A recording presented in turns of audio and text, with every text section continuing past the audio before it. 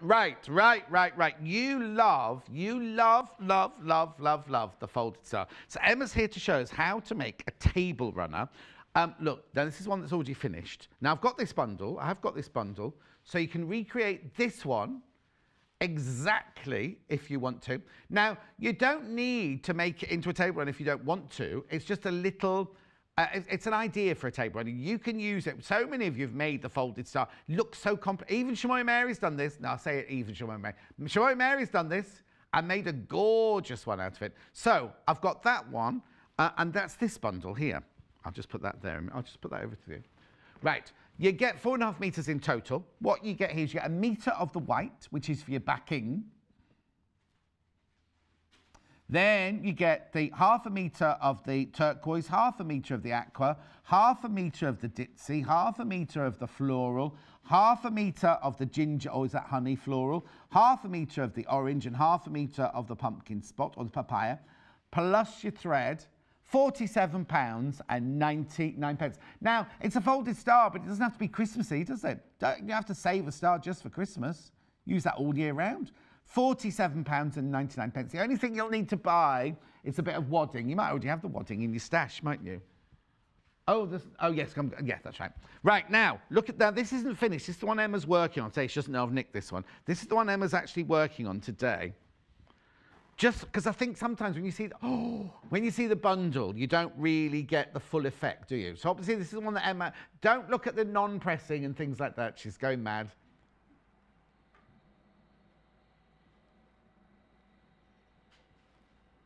What's that noise? Well, the air conditioning that's on has just switched itself on. Nobody's there because we're all in here. Anyway, that's beautiful. So I'll just give that back to him. Look at the bundle, right? Look at the bundle. Right, so in this bundle, what you get is you get 1 meter of, now I don't know if that's cream or ivory. I think it's ivory. 1 meter. Then you get 0.5 meter of the shields, Alison Glass. Now, this is the Alison Glass range where the fabrics don't mean anything. You've got to decide what they mean yourself. So that's the shields. That's the lovely green. That's obviously not Alison Glass. That one's all about, that's one of our solids there. Then you've got the magenta floral ditzy. You've got the pink. You've got the pale pink. You've got the purple. And then you've got the floral there. Plus your thread. £45.99. Is that floral Alison Glass as well? Yeah, it is. I don't recognise that one. So they're all Alison Glass plus our... beautiful, aren't they? That one's limited. Oh, no, this next one is very limited. The next one is very limited, right? This is very, very classy, this one. Not that they're not, but this is more, well, you'll see. So you get 1 meter of the cream, or is it vanilla? One of the two, but then you get bijou biscuit. You get plain black. You get like a taupe colour. You get like a dark red. Look. That's that one we've just had, in fact, quarters in the last hour, like the tweed one. There's your snake's head in red, and there's your snake's head in grey. 0.5 meter of all of those, meter of the cream, plus your thread, plus your instructions. Now, if you've watched this before, the instructions, I'll go through them with Emma in a minute, but in the instructions, it only tells you how to make the actual folded star. It tells you how to make the folded star. But Adele, at no extra cost, has added this. Oh, would help you put it the right way up, John Scott. One job. That's how to cut the table runner, which Emma's now going to show you how to do anyway, but you also get that inside your thing. Now, before you start, what you do need is you need something to go on the back to base it all on. Now, in the original pattern, it said get some muslin, which we put in, but of course, muslin isn't strong enough, right? Muslin's not strong enough. So we've got calico. Now, you literally only need a square about that big for each block, but it always sells, because dressmaking, toile making, all sorts of making, lots of you are doing what I said to do, wash it to go to the dressing, and then you can dye it. You can do the most gorgeous dyes on calico. It's £1.99 for 0.5 meter, and it's wide, look. This is 0.5 meter, this is what you get for your £1.99. People have it in their stash. I love calico. It was the first thing, when I was at Wimbledon School of Arts, the first thing we ever made was we used to use calico for everything, and it's got that nostalgic feel to it. Okay, so let's go. Oh, hang on, I'll stroke that one out on the table there. There we go. I've got both, thank you. Good morning. Hello, you. Lovely to see you. Thank you. Can you approve? Yeah, nice. I sent her to the dressing rooms because we can talk to each other over the dressing room walls.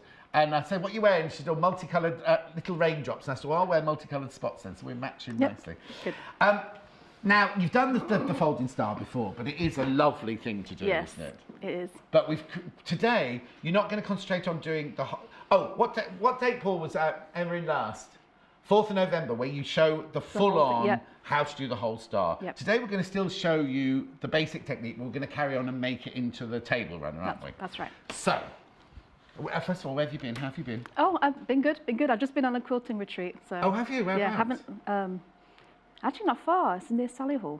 Oh, you're very close to here. Yeah. So no offence to Solihull now, but when I think of sewing retreats, I kind of think of like countryside and, old stately homes and things like that. My next door neighbour's just been on one and she had a horrible time. In Grantham, she had a really horrible time. Oh. But anyway, I'm glad. Was it good, yours? Yeah, it was good. Did you teach it, or did you go on it as a? No, it was a group that we call ourselves a bloggerati. We do quilt blogs. Oh wow! Yeah, so it was all just come and actually I got a lot of this stuff done there. So it's one way to go and do whatever you want to do. Whatever you wanted, and there were some charity things you could do as well. But it was nice just to be able to have that whole day of quilting, and then somebody else feeds you. And you don't have to worry about it. So, Oh, very nice. Oh, is that what your husband's for? When you're at home quilting, is he? Oh, okay, wrong thing to say. Right. So how do we make a folded star? Well, let me start off first with your colour choices. Because you don't want to do what I did the second time around and then cut everything and realise, oh, I don't have enough fabric. Right. So in the bundle, you get you don't need to worry, because all the ones that are on the top, you get half a metre of those, don't you? So yes, all so you of have the patterns, plenty. you get half a metre of these. So what you need to do is decide at the beginning, if I pull this one in actually, what you need to do at the beginning is decide, and just wait for the upstairs camera to come in. So these are the two you have to make the decision of, isn't it? This background fabric here and the border fabric. Now, the other thing you could do is, this is beautiful, but if you see, there are seams here, aren't there? So if you wanted that block and that block to be a different colour, like I quite like those to be that turquoise colour. You know what I mean? If you want to do that, you can mix them back. But you need to decide at this point which you're going to have as this fabric and this fabric, because mostly for the border part, you need to cut a 2.5-inch strip the width of the fabric. And if you start cutting first, like I did on the second time around, you realise you don't have enough fabric left for that. Right. So you have plenty of fabric. You do. But you need to cut these long strips width of fabric. Yes. And I presume those bits as well, before you start cutting your smaller bits. So I've cut my strips first. Okay, so on this one that we're demonstrating today, this is your border fabric. Yes. And is that one your, yes? Yes, that's for the middle part. Right, so you cut all of those first? Yes. And this one and that one first, before you start your star? And these are the ones that go on the end. They're rectangles, so you do have a choice. You can leave it rectangular or you can do it pointed like I have. Okay. I like the pointed because there's no hand sewing involved. Oh, okay. I don't know. Oh, yes, there would be if it... Yeah, there would be if it was a squared off. We'll explain all of that to you later on. Yeah. So you make sure you cut your border and your background out first. Yes, and the instructions for cutting these rectangles are on the extra piece. On that extra piece of paper that comes in it, right? Perfect. Okay, so you cut them out first, but then you put them to one side because you're not going to touch those. Not going to touch those yet. But you do have plenty of fabric left over to cut all your stars. Oh, now also we're saying cut that out first. That's if you're making the table runner. If you're not making the table runner, you're just going to make 4 cushion covers. You don't. Oh, you don't have to do that. Yeah, this is just for the table runner. And just to show you, after I've cut my border strips and my 2 end rectangles, this is how much fabric I have left from. Oh, okay, so you've got plenty of fabric. Yeah. So how much so you cut your borders and your ends out of that. And how many of these squares do you have to cut out of there? 24. You need 8 per star. Right. So you just need... That's not going to take... You see, you're going to have a good one of those. Yeah. Left over, or fat 8 if you went that way. You'd most Yeah. probably have a fat 8 left over, wouldn't you? Which is good for your stash. Brilliant. Yeah. So there's plenty. You just have to cut it correctly. Oh, and the ones you don't use the border and the middle bit for, you can have loads of that one left over. I can show you. Oh, yeah. That's okay. really good. That's really good. You grab that it. one. This is what I had left over from my kit. So yes, that's how much I've got left. This is an extra bit. Yeah. So ignore that. Ignore that one. But these, so this one, for instance. Yeah. Look at that. So you've used this in... Oh, no, so I'm looking at it. Just in the star. And I've got all of these left. Oh, so you've got like that much left over. So you're going to be able to do cushion backs and all sorts, or cushions, other bits of quilting and everything, out of what you've got left over each half metre, which is excellent. And then all of those. Brilliant. Yeah. Now that's good to know, because then it means you can either make another star maybe or something like that. Yeah. Yeah, you could definitely do another star. You've got enough left over. You don't necessarily be able to do the backing the same, but mix and match, you've got plenty. But I was also just thinking, maybe if you're going to make them for Christmas, you could make them into sort of Christmas decoration. You could hang them on a wall, you know, have stars on the wall and things like that. Yeah. Do the hoops. Oh, and the hoop, the hoop, brilliant. Put that way. Okay. Right. So, move all this out of the way. Back to folded star. Right. So, this is what we're suggesting the calico for. You've used just a cotton. Yeah, I've actually used the backing that came in it because there was enough. But if you got the muslin, it would be much nicer. The calico? Yes, because then you don't use your nice fabric. You're turning into American now. Oh, we call it calico here, because muslin here is the very, very fine stuff that you wrap cheese in and use a pressing cloth. Yeah, no, so calico. If you've got calico, use calico for this square at the background because here. nobody's going to see it, it's just for stability. Okay. So it starts off with a 10-inch square. Yeah. And then you need to draw your diagonals. Your marking lines. Yeah, so you do north, south, east, west, and then in between both of those. Exactly, and that's just in pencil, or you can use one of those friction pens, but... Which we have now, a huge selection of. Yes. But you're never going to see those lines anyway, are you? So you're not, so it doesn't matter. It's just to line up your pieces. Okay. So I've put the first one on, but we'll ignore that for now. Right. That was just done for speed, so I'm just going to pin it out of the way. Okay. Now you've prepped these little... I have. Oh, so how big are these, first of all? 3 by 4, 3 inches by 4 inches. Right. And then you press a quarter of an inch seam allowance under. On one long side. 4? Yes. So it's 4 inches across. Yeah, so it's still 4 inches across, but it's... 3 3/4 roughly. No, 2 3/4. Yes, 2 3/4. 2 3/4. Thank you. Yeah. No, that's fine. That's fine. Right. Now, normally I would do them top and bottom first and sides, but I've put this one on because so I can show the folding. So this wouldn't normally be there. So you do this on all of those lines before you do anything else? So yes. You're going to show us how to put that on there, yeah? Exactly. And I would do it, like I said, top and bottom.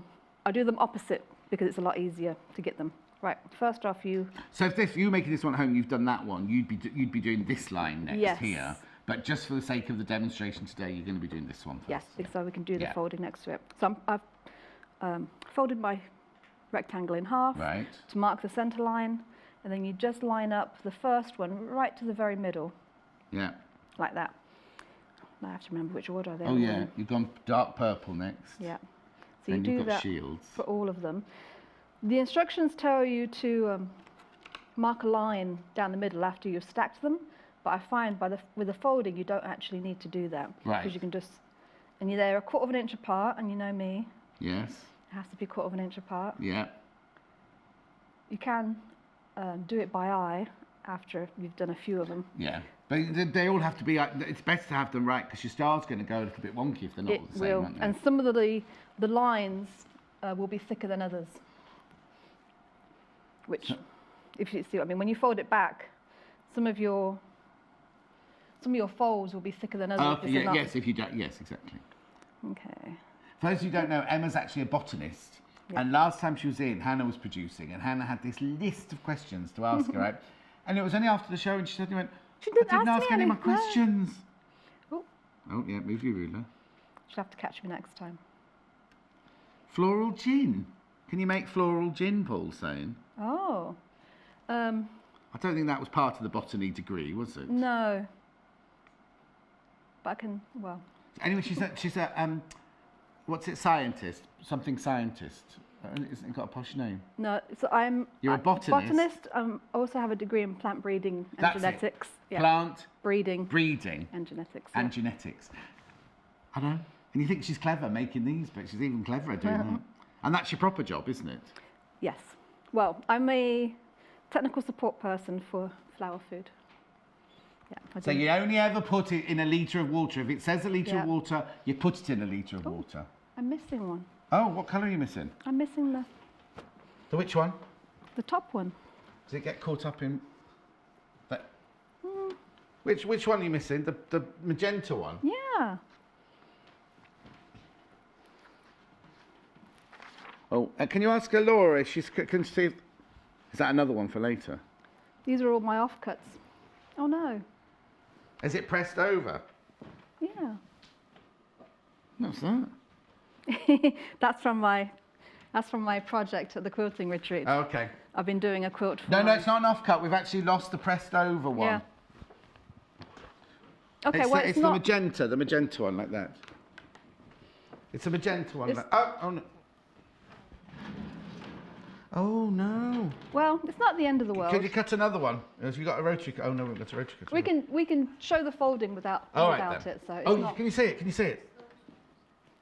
Laura can see it. It's... Where are you pointing, Laura? No, that's not it. That's from... Yeah. Well, it's not the end of the world. No. We can still do the folding, but I just wanted it to... I know what you're like. You're such a blooming perfectionist. Right. Okay. We'll just have to do it without that one then. Don't do as you say. Don't do as I do. Do as I say. Exactly. Yeah. So in real life, there'll be a magenta one on the bottom of there would be. Yeah. I'm just going to carefully. Now you need a walking foot for putting them together. Actually, I would recommend a walking foot for the whole project. Right. Walking foot. And the thread I'm using at the moment is a dark grey, just so you can see the stitches. Oh yeah, because you get some thread actually. Does it matter what colour thread you use? Will you see it? You can see it a little bit because you do see the stitching here. So you can see the stitching. It gets kind of tucked into the folds. But it might be, but it's okay. Don't go rooting in her bag. There could be any triffids or anything in there. Thank you, Laura. Sorry.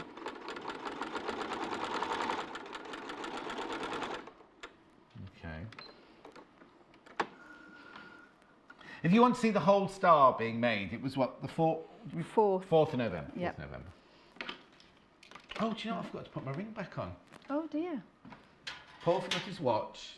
I just suddenly thought, I took it off to wash my hands earlier. Oh, I just nicked it. Anyway. Right.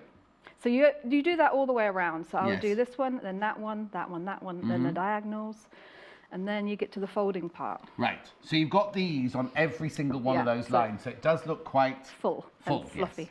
Yes. Yeah. Now, when it's fuller, it's a little bit more difficult to figure out where you need to start folding. But you separate them out. So you've got one sewing line here, one sewing line here. Yeah. And you just push them apart. Now, the very first colour, you fold it down and get that corner as far close to the seam line as you can. Fold it over like that. Then you're going to fold it back as if you're making a paper airplane. Have you made many of those then? I used to. Oh, did you? Yeah. Oh, when you were a scientist?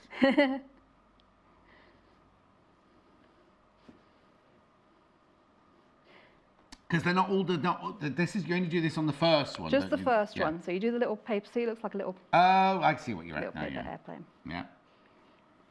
Now for all the other ones, you just fold them over once. Yeah. You want to get it tucked in as much as possible because what that will do is it will prevent, because it's going to be poofy anyway, but you want to limit that as much as. Is that a technical term? Poofy. Poofy? Yeah, poofy. Oh, okay. How do you spell? Are you spelling that? P-O-U-F-F-Y. Okay. Poofy.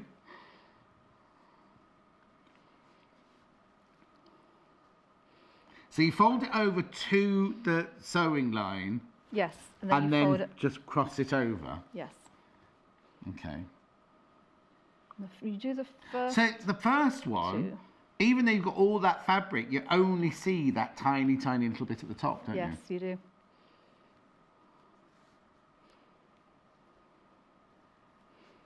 You see now, I thought you hadn't put that shield one in because you see, you lose when you fold the next pink one over, you're going to lose so much of it, don't you? And at this point, you sew it. Okay. Sew it down. Where do you sew it? Sorry. You're going to sew it across here. You do it in a V. So and do we see that stitching? You won't see it. It's just to tack it down. Right. Actually, you need to make sure you do it low enough so you can't see it. Yeah. Especially when it gets to the lower layers. Oh, hang on, you've got your green one, all right. Look, I'm just see on the picture, there's a green one. Yeah, it is. It's okay. There you go, great. I'll do it in a minute.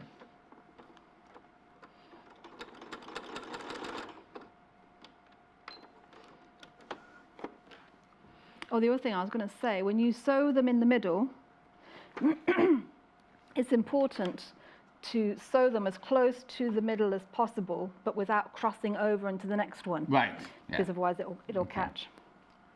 So that's just tacked down. Yeah. And we do the next two.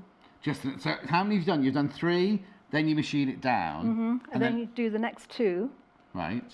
And then machine it down. Right. And then the last 2 you just pin. Right. You see, it looks like it's going to be really complicated, but it's actually just getting your head around where the fold goes, isn't it? Yeah.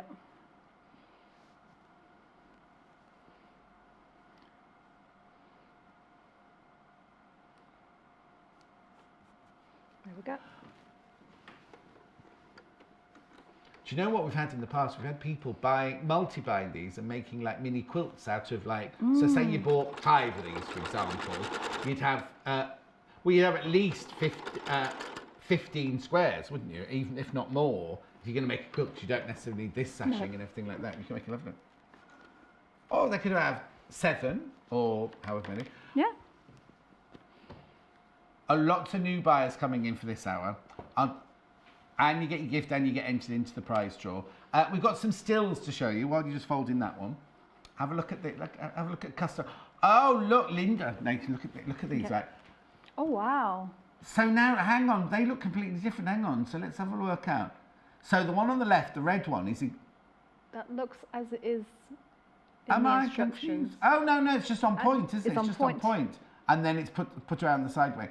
Oh, they're lovely, Linda. Couple more. Might have some more. Sandra's and Sandra and Chloe. Have we done that as a bundle? Because they've done almost the same colour. Oh no, they haven't. No, they're different, but the same kind of colourways. Georgina and Helen. Oh look, Georgina's done the big star quilt that we did. Ooh. That's nice. Oh, is that a Christmas quilt? Look, it's got Christmas stars on it.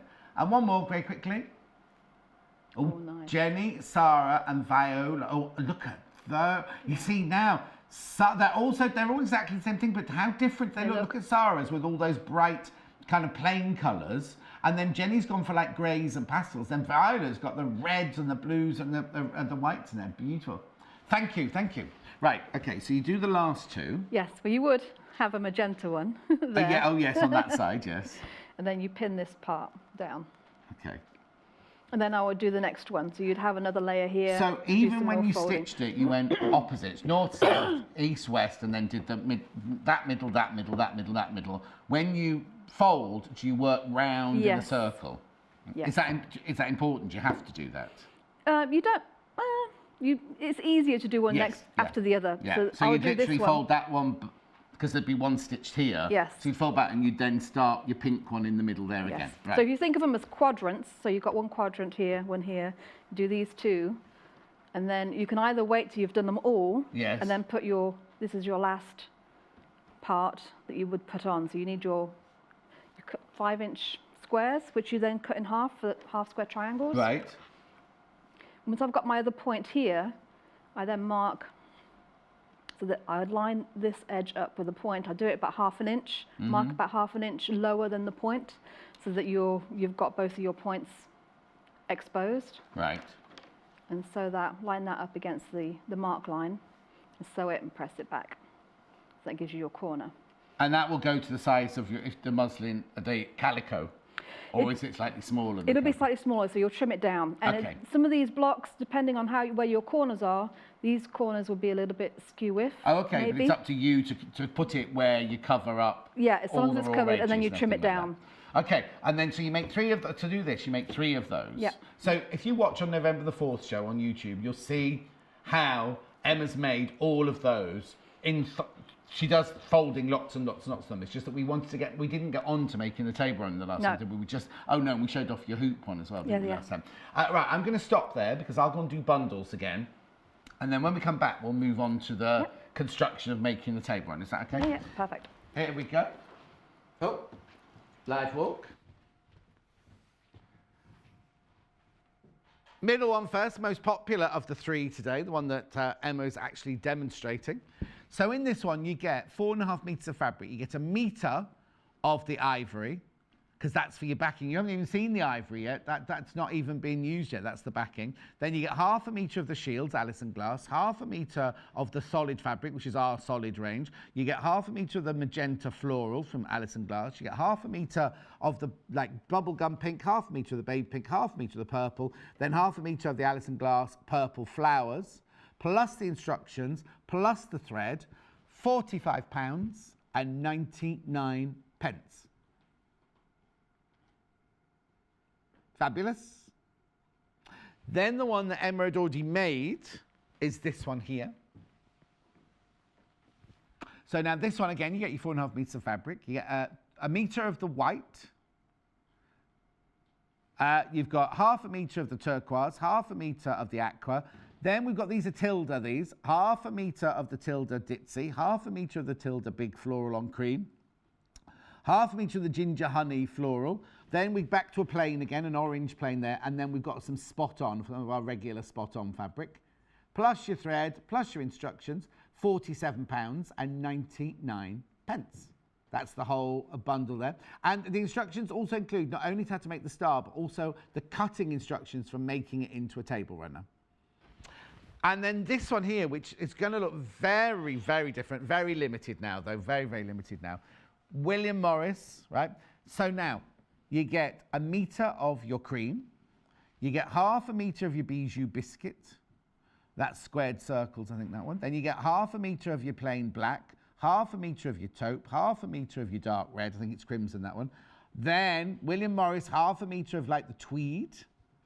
1/2 meter of the snake's head in red and 1/2 meter of the snake's head in grey, plus your thread, plus your instructions. There's a lot of people got that in their baskets. Half the stock's gone, half the stock is gone. £47.99. Right. So, just like that.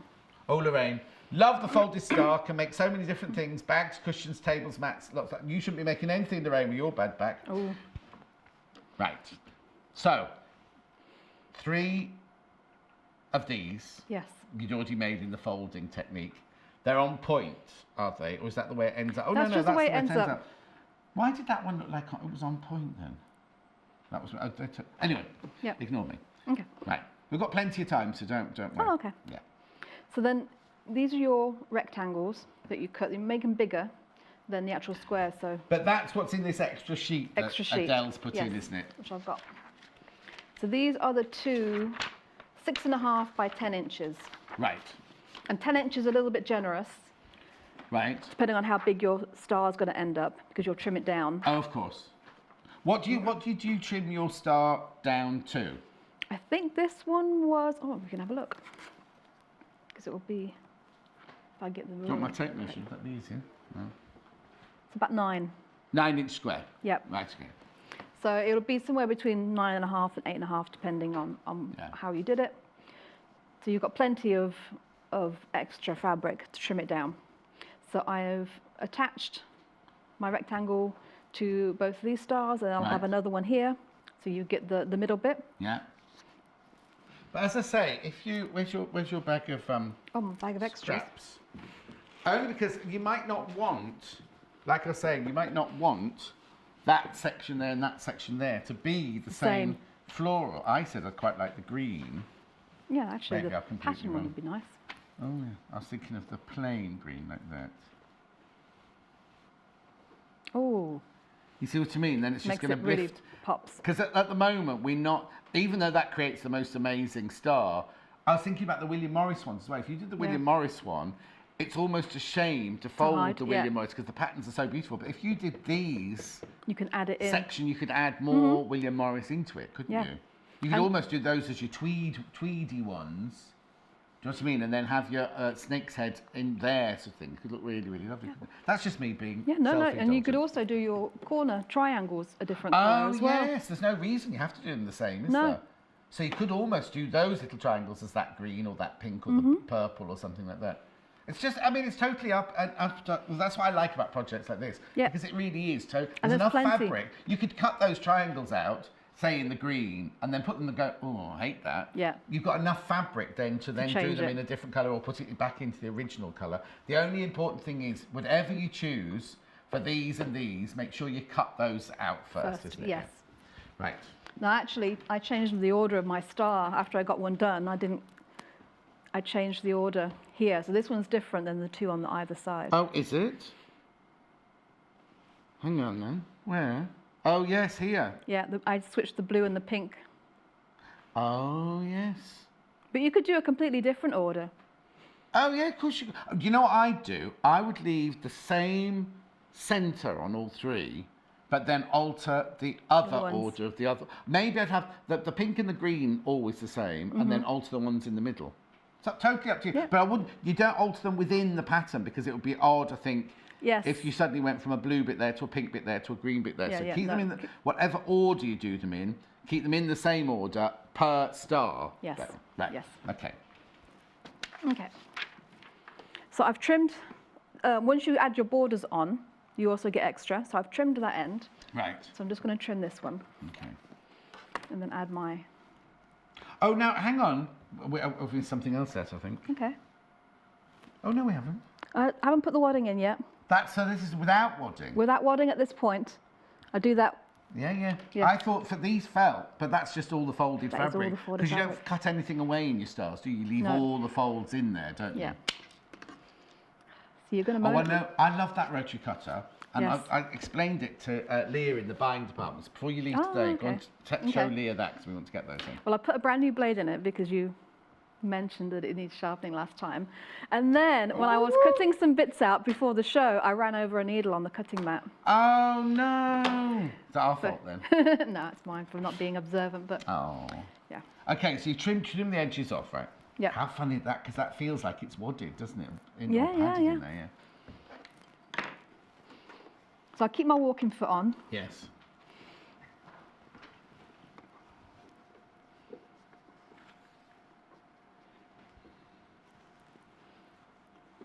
So you put the sides on first. Yes. And now you're putting the squares on the end. Yes. The rectangles on the end. So these are actually, we don't need this for this project. No, because I wanted to get it done ahead of time, but I didn't have those strips, so I had to fudge, and there's some seams in there. But... Oh, okay. Oh, yeah, so the ones at home, yours won't have seams in there. Yeah. I mean, you don't have to cut the strips out first if you don't mind having seams in your borders. Yeah. But if you... That one hasn't got seams in the border, has it? No.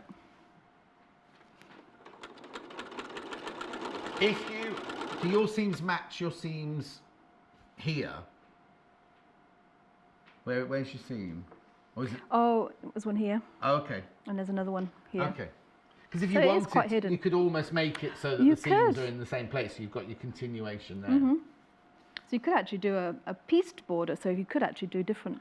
Oh, yes. So many options. So many options. Yeah. Yeah, because that way you could see, like, because I said the green shields, it's a shame you don't get to see the shields so much. But if you could use those in a piece board, that'd be nice. And you love, like, the quilt you're doing later, scrappy binding. You like to have that mix and match, don't you? I do.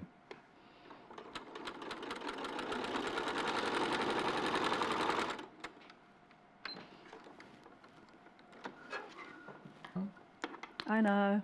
I like the long tails. Oh, so you did it on purpose? Sorry. Yeah. I haven't got... Oh, Mary in Somerset. Good morning. I'm loving the Star Runner. It is beautiful, isn't it, Mary? Being new to quilting, what is a walking foot and why do I need one? Are they available for most sewing machines? We sell them here separately. If you were to buy an Elna from us, most of our Elnas come with a walking foot. Just explain to Mary what a walking foot is and what it does. Okay. If that's all right. Yeah, no problem. So a walking foot it's an attachment. So you've got a straight foot where it's just a flat foot and your fabric, it just sort of glides across the top of your fabric. With a walking foot, it has, you can see, there's a little bit more mechanism here. Yeah. And so you've got feed dogs on the bottom, which normally feeds your fabrics through. Yeah, just have a look at this. Yep. Yeah, there you go. That's just in motion. Yeah, and then with your walking foot, it does the same motion. So it's also grabbing the fabric and pulling it through. And when you sew, there's a little arm that goes above the needle lever. And so every time that you sew, the needle goes up and down, it feeds the fabric through. And why do you need that? So on this, because you've got several layers of fabric, if you only had a flat foot, it would only be feeding the bottom layer of fabric, and the top one could get ruched or ruckled up. So when you do quilting, or you've got several layers, which this folded start is, it's easier, or it's nicer to have the walking foot on the top because it will feed the fabric in more evenly, top and bottom together. A lot of people, a lot of our experts here, leave their walking foot on the whole time because you can zigzag with it, you can do straight stitch with it and everything. Mary, don't feel bad, because I've been sewing for years and years and years, but obviously I did costumes and fashion and things like that. I'd never heard one before I came here, and I don't know. We sell the Janome one here, and it's $49.99, but you'll need to check. You can ring the call centre and ask if that one fits your machine, because it's not just for a Janome machine, but just ask. But obviously, if whatever machine you've got, if it's a Bernina and ours doesn't fit, then go to your Bernina shop and you can get one. But all the ladies who are our demonstrators here, or experts here, or designers here, they swear by them. They have them on all the time, especially the quilters. But a lot of the dressmaking people have them. Like, did CL have one on yesterday? I don't think she did she? But you know what I mean? Amanda Wyatt uses it a lot of the time, and they just leave it on their machine all the time. There's also, the thing that also fits onto a walking foot is there's a bar that slips into the back, and it gives you a guide foot, so you can work out, you know, like if you're doing quilting cross-hatching and each one's an inch wide, you can set the bar so you know exactly, it just lines up with the line of stitches from before, and it'll sew exactly the same each time. That's where it fits in at the back there. Yep. Anyways, thank you very much indeed. Thank you for the question, Mary, my love. It's also good for sewing jersey. Oh, maybe that's why Amanda Wyatt uses it a lot, because that's what she does all the time. I've done it again. What have you lost now? No, I've got some of your strips here. What do you need, strips? Oh, have you got my other rectangle? Ah, okay. I didn't. I just tried to do it yesterday when CL was on doing dressmaking, right? And she had the fabric out here, and I thought, oh God, there's a thread there. And I picked up and she went, that's my tailor tack for the bottom of my dart. And I'd taken it out and thrown it away. So I'm a bit careful what I've put to one side now. I didn't do it on purpose. I just went, oh, there's a bit of thread on. Why has she got blue thread on this pink jacket? Just did that. And she was like, that's my tailor tack. Oops.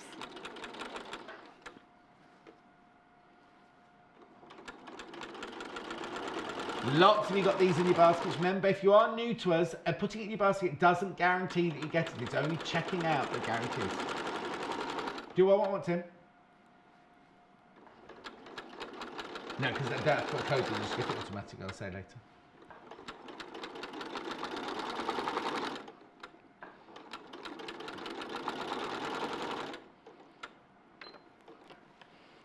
So did you happen to watch Fred and Gino and Gordon's? No, I don't. Oh, okay. Why? Well, the reason I bring it up is because Gino De Campo his saying throughout the whole thing was,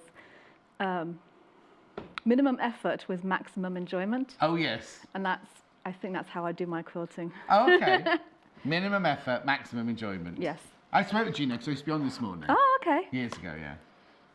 He's man as a box of frogs. Yes, he is a bit crazy. Right, so I'm just trimming up. Oh, okay. So have you cut that to the size of the one in the instructions? Yes. So you do have to, they're too big and you trim them down? Yes. Just to give you a little bit extra.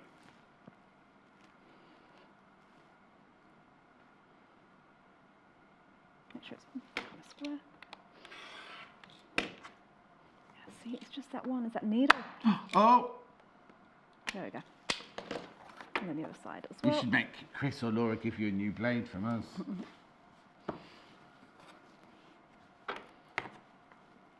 Oh, Laura's upstairs. Laura, we got any nice new blades? 45mm. Thank you. She'll look for you. Oh, lovely. Thank you. Because you'll need it for the next hour, won't you? Are you doing any cutting for your next hour? Or is it all cut out? It's all cut out. Oh, okay. We're still getting And there. the other one is scissors. I actually use scissors for the round bits. Oh, yes, of course, yeah. Yeah. Oh, so you didn't rotary cut curves? No, I mean, you can if you have a template, but I don't trust myself Oh, okay. with something that small. We've got a 28mm, the 28mm rotary cutter in the last hour. And some people like freestyling. Oh, that would be good. Yeah, you could if you had a smaller one. Yeah. Oh. Yeah. Okay. That's me all trimmed up at the top. That's what it looks like now. You can, like I said, you can leave it square if you'd like to, or I'll show you how to do the... We can talk about the square one afterwards because we'll do our version and then... So I'm just going to layer it up. I'm just going to put the wadding. The wadding, just go to the website because you can choose whichever wadding you want to use. This one's 100% cotton, I think, this one, isn't it? Yes. Oh, there it is. There it is. Put it on. No, I'm joking. So you make this the complete size of the table runner? Yes. And this is just a piece I had left over from one of the other quilts. Oh, okay. That was trimmed off the edge. Oh, yeah, just put your blades away for me. Okay.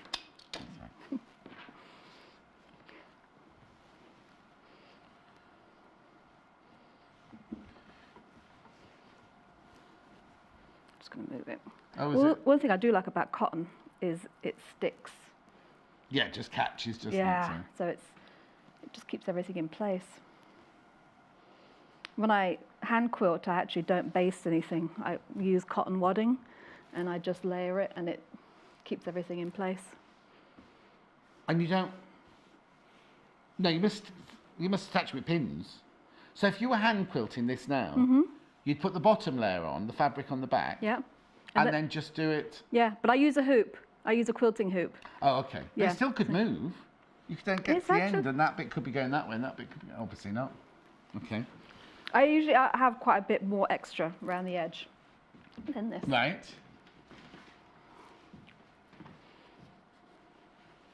Oh, yeah, this is also the other thing you need to think about. When you sandwich wadding and a top and a bottom, you think the wadding should be in the middle. Yes. But it actually isn't, is it? Not on this one, because I'm going to bag it. No, that's what it means. When if you bag something, I didn't mean. Yes. When you bag out, you always think, oh, that needs to be in the middle. So you then put that in here. Yeah. But then because Janet, it happened to Janice, didn't it, the other day when she was making a thing, and then you bag it through, and suddenly your wadding's on the outside. So you do need to go wadding, topper, line, backing. Yes. Yeah. Oh, she got it right on Sunday. Yeah, and you can do it the normal way. So you could actually do it, put the backing, and then quilt it, and then bind it. Bind it, yeah, of course. But we're not doing that. No, because I take Gina's philosophy of quilting. Okay. Minimum effort. Maximum enjoyment. We should have that in. Oh, I think this was quite long, this one. It is. So this was, it's from the white that came in the kit, or the vanilla that came in the kit. Right. And I've just, literally, you can see I'm a ripper. So that's also... that's from my day as well. Okay. So I've just ripped literally across, maybe I think it's about 15 inches. Right. Two widths, and then I've sewn them together.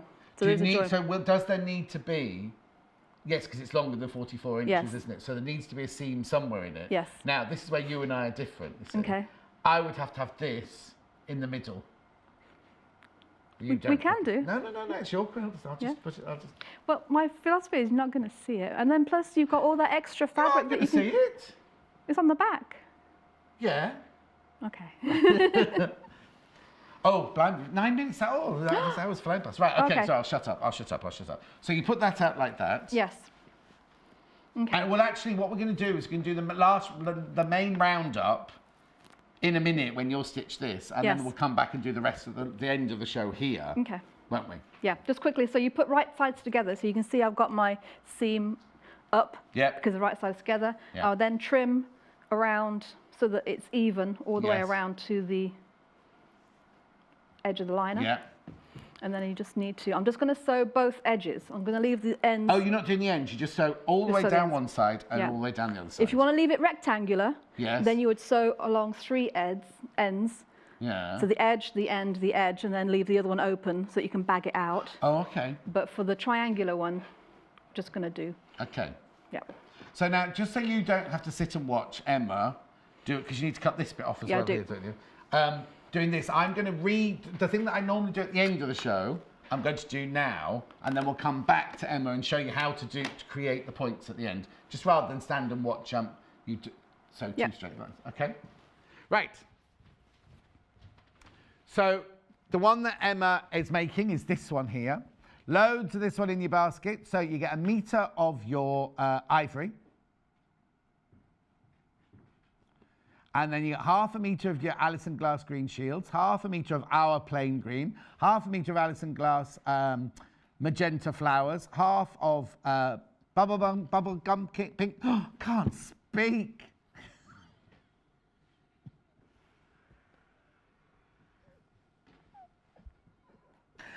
Bubblegum pink, 1/2 metre of the baby pink, 1/2 metre of the purple, 1/2 metre of the Alison Glass floral, plus your thread, plus your instructions, plus Adele's extra sheet, which you're not, oh, you can see it there, look, it's just underneath. £45.99. Right. The one Emma's already made is this one here. So you get 1 metre of white, 1/2 metre of aqua, 1/2 metre of your turquoise, 1/2 metre of your Tilda mini dips, 1/2 metre of the floral, 1/2 metre of the ginger honey flower, 1/2 metre of the plain orange, and 1/2 metre of the spot on paprika. Plus your thread, plus your instructions, plus Adele's extra sheet, which is free. She doesn't charge for it, £47.99.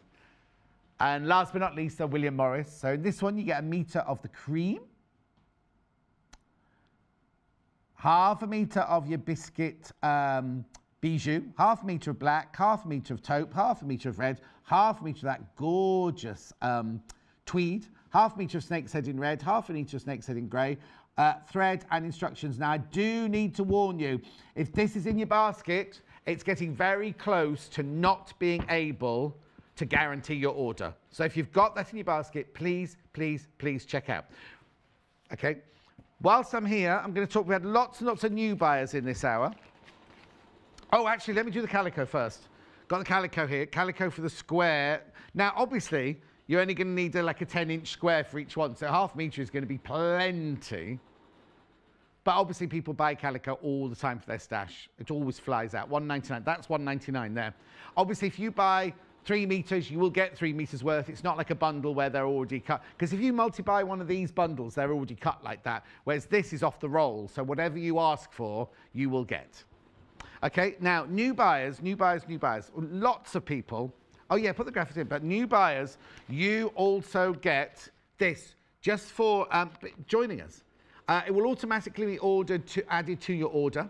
It's worth £24.99. It's 4 metres of fabric plus an inspirational project for you to do. They won't be blue. Well, they might be blue, but they won't necessarily be blue. I'm not showing the fabric. Very quickly as well, we do have this competition going on, 12 days of Christmas, up until 8 a.m. on the 13th of December.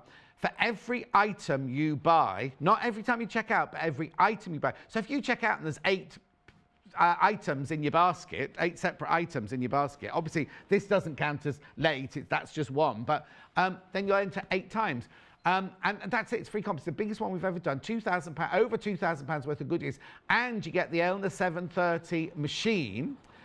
Is it the 730? Yeah, it is 730, isn't it? Now, it is the one that we use in the studio. It's the studio one, but it will be all zhuzhed up for you, and it will have a warranty added to it. So you get all of that with it, and it's going to be drawn on the 13th, so you could possibly have that in time for Christmas. Right, let's get back down to Emma. Okay. How much time do we have left? How much of a time have we got left, Timothy? 4 minutes and 10 seconds. Okay. Yes. Yeah. Oh, 7 minutes. 7 minutes. Oh, okay. 7 minutes. So that's what I said in prep. While Emma was sewing this, I'd go over there and do that.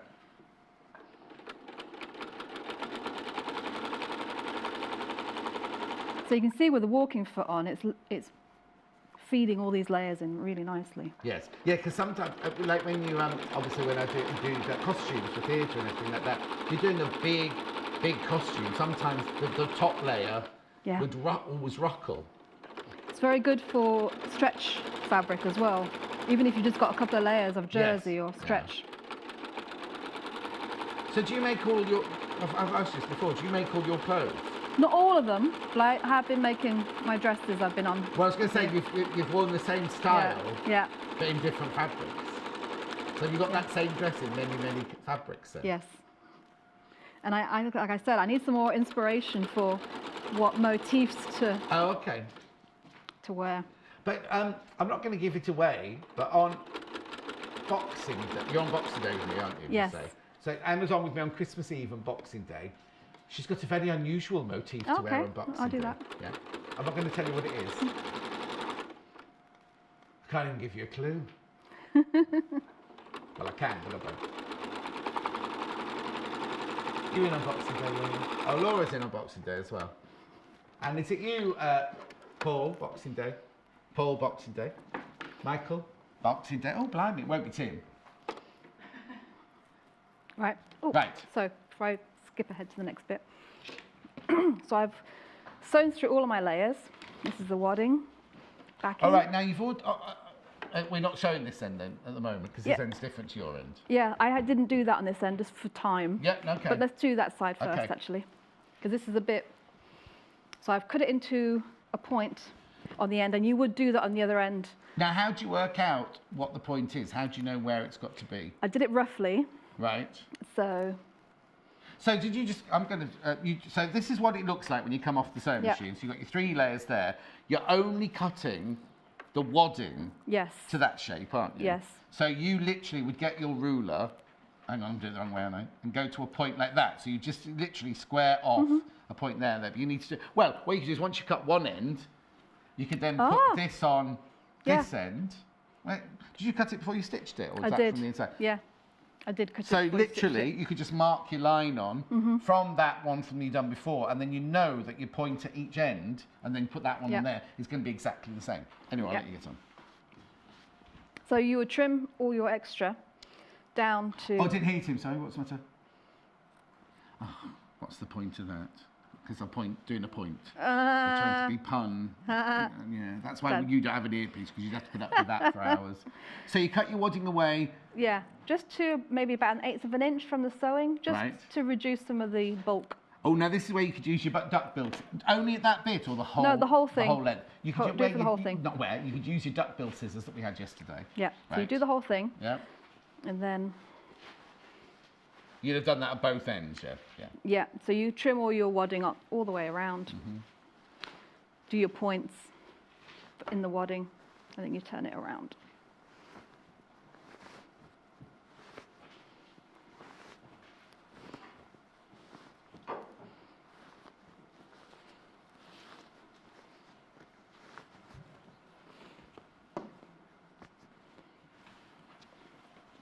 Now, at this point, I would give it a bit of a press on the edges. Yes, like a major press. Yeah, major press, just to make sure that it's all the way, all your backing is hidden if you don't want to see the backing. Yes. If it's a nice colour, then it might not matter so much. Oh, yeah. And then on this end,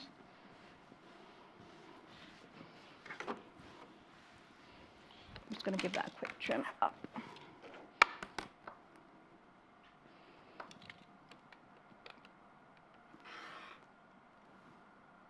What's the matter? Oh, we do the other side.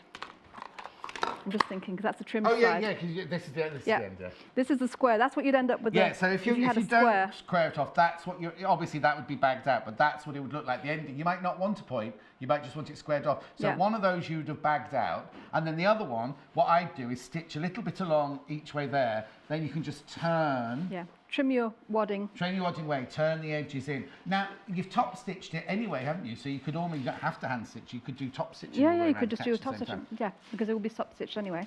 Right, so this is the... 2 minutes we've got. Okay, this is the point part. This is really easy. Yeah. Then you don't have to do any hand stitching or anything. Right. But you've got raw edges. Got raw edges. Yeah. I've got my trimmed pointy wadding on the inside. Yes. I turn it like this. Obviously, if you don't want white on the backing, you might have something in your stash that you want to use, like a dark purple. Oh, what are you doing? Hang on. I've just folded it in half. Right, hang on. So you fold it in half, right sides together, like, Yes. like And this. I'm just going to sew 1/4 inch all the way to the bottom. So fold it in half, right sides together, and you're sewing just along that edge there, then? Yep. Okay. Yeah. I'm going to trim my little corner piece off. Right. And it's magic. Oh, but then if you do it properly, it's magic. You have to make sure that's all caught in. So what happened then? Just so they don't make that mistake at home. It wasn't lined up enough, so it needed to be sewn in a little bit more. Okay. Yeah. Okay. That's fine. That's fine. So your raw edges are inside. In theory, you've got a seam running along there, and then that means all your raw edges are hidden. Yep.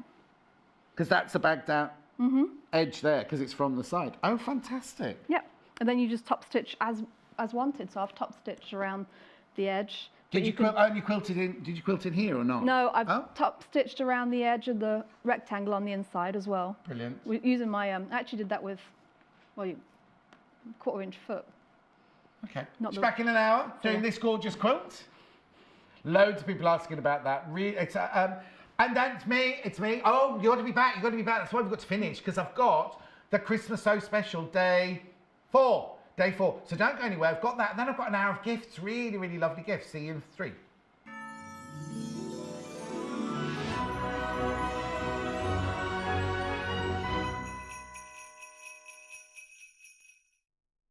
So much going on today. Have a look at this quilt, right? It is beautiful. It looks so complicated. We had loads of messages about it today. Actually, it's not, well, it is quite easy. I think it is quite easy. It's just you have to be methodical. Well, methodical is the word Emma used. I used therapeutic for me. Isn't it lovely? Anyway, I've got one bundle. I've got one bundle available.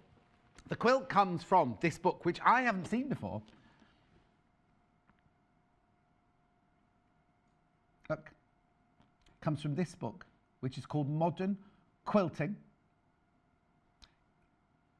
25 step-by-step projects for cool and contemporary patchwork and quilts by Michael Caputo. Oh, there, it's on the cover. Is that it? That's it there on the cover, look. That's there on the cover, look. It's a beautiful book, this. Now, let me just explain. This book does come in your bundle today. So not only do you make the quilt that we're doing, there are all those other projects in there as well. It's just beautiful, this book. All right, I'll bring the, oh, look at that one. Colour wheel mini quilt, that's nice, isn't it? But we're on page 77. But look, there's all the, oh, how clever's that one? Anyway, I'll get on. 77. Have I gone past 70? Oh no, here we go. Oh, look, they're lovely, aren't they? They're very contemporary. Here we go. Here we go. How to create and make this. So that is in the bundle, the book. Plus, look at this. We'll bring the graphics in now, because you get it. Look at this, right? You are getting 21 fat quarters. Oh, I thought there were more than 21 in there. There's 24 fat quarters in here. I thought there were. There's 24 fat quarters in here. Plus your 4 meters of fabric, plus your 2 threads, plus your book. Because there's more than enough in here. There are more than enough in here.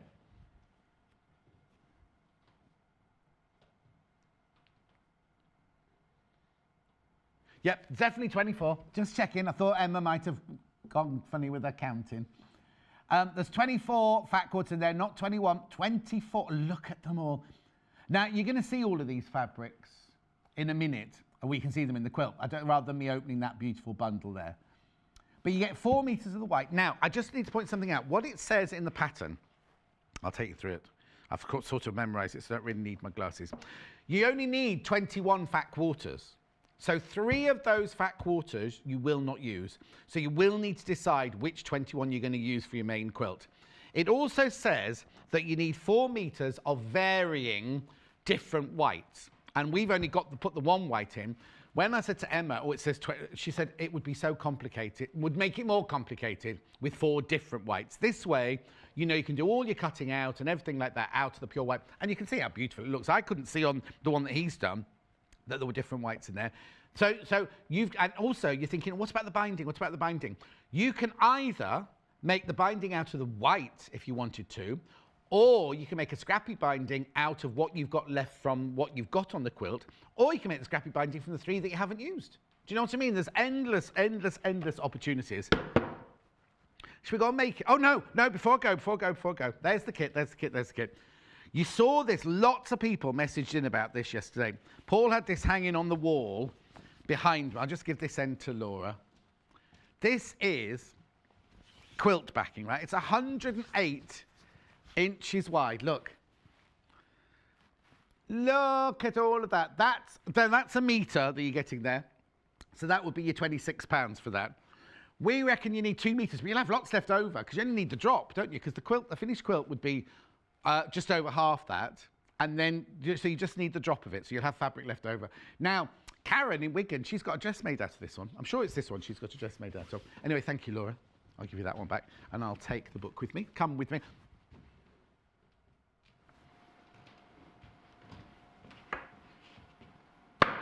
Right. Hello. Hello. How are you? I'm good. Good. Right. Where do we start? Where do we start? Let's have a look at the actual quilt first of all, because each of the sections are made with a different fat quarter, aren't they? Yes. Each block, so this is a block. Yes. Is a different fabric. It's a different fabric. Yes. So you could, if you wanted to, just think, oh, today I'm just going to make one. Yes. Just make that one out of that fabric, and then that one, then it's finished. You don't have to think, oh, I must come back to that one. No, it's completely done. So there are 20. Oh, there you go. There's one block. There's the one with the waves on it. Now, do you? Well, first of all, you have to choose the 21 that you want because it's obviously 3 rows of 7. Yes, you've got 3 extras. So you've got your 3 extras. What did you do with your 3 extras? Just kept some of them are in the binding. Oh, some of them are in the binding. A couple of the extras are. It's a white background with colour. So I completely left them off. Oh, okay, because you don't want white with white, because they would look quite odd, wouldn't it, if it was a white background with colour. So you just left those off. Yeah. And there was some other questions. Oh, now, direction. Yes. Because some of the fabrics have got a definite direction, haven't they? Yes. So the waves is one, which is what I'm going to show cutting out here. The sea horses are another one. It's not as obvious in there. No, that one's not obvious to me. The waves are obvious to me. But also this one. Oh, yes. Now, the only thing I would say, and I'm not trying to pick anything here now, but you see that blue wave one there? Yeah. I might have put that turned up the other way. That was my plan. Oh, okay. But when I put the colours, it didn't. It doesn't matter. Because when you've got a quilt, if you're up at that end of the bed or down that end of the bed or that sofa or that sofa, it really doesn't matter. No. And normally, to me, direction on a quilt doesn't matter. But I know during prep you were saying I was so fussy about. Yes. But because I've got this one. This one is also the waves. I do have those two. But yeah. Oh yes. So it was just because when you laid it out, you needed blue there and not the like one that went the other way or something like that. Okay. That's the only reason. But yeah, if you're very methodical. Very therapeutic, you can actually work that out ahead of time, maybe, but you could actually put your fat quarters down and decide. And then work it out that way. Exactly. Yeah. Okay, so where do we start then? So you've cut a strip. I've cut a strip of one of my fat quarters. Is that all you use? For now. Oh, okay. you will have lots left over. But I was going to say, because a fat quarter, there's a bit more. Yeah, there is a bit. So this is 11 inches wide. Right. And then you start cutting your strips from that. Right. So all of this is in here, isn't it? It is. He tells you. There's no templates in this book, so I'm presuming. There is a template for the curved. There's what, sorry? A template for the curved bit at the top. But then they're normally all at the back, aren't they? Is that the back still? It's in the back. Okay. But I'm just going to show page the 77. strips at the moment. Yeah. Okay. Yes, because normally you've got like a lot of loose leaf things in there. Oh, yeah. No, it is in the back. There oh, yeah. Oh, yes. So it's got a picture of the actual quilt and what... Oh, sorry. And what templates you need. Sorry, Tim. Yeah. There you go. Look. Okay, but we're only on strips now. So let's just get... So it's called the Orby quilt. I once saw an old book jacket that was designed back in the 50s and it's intrigued me ever since. It was in French, so I couldn't understand it. Or we could have got you to read it. Oh no, not in the 50s. But the cover was appealing. When I was working at a certain book company, I would periodically skim through the old book covers for inspiration, and this one always found its way back into my mind. Oh, that's nice. That's where the history of the quilt comes from. So the finished size, this is the bit I forgot to tell you earlier. It's odd. It's 68 and 7/8 of an inch, so 69 inches across, by 71 1/4. So it's just off being a square, isn't it? It's just off being a square. Yep. That's 175 by 181 centimetres. Right, so the cutting, oh right, okay. So it's got all the cutting instructions here, hasn't it? Yeah, and he does tell you a little tip, which is what I did, is I layered about 6 fat quarters on top of each other. Right. Ironed them. Oh, couldn't they find you a new blade? No, oh. I got a new tool. Okay, never mind. Yeah. So you layered your fat quarters up and cut the strips out 8 at a time. That's brave. Or 6.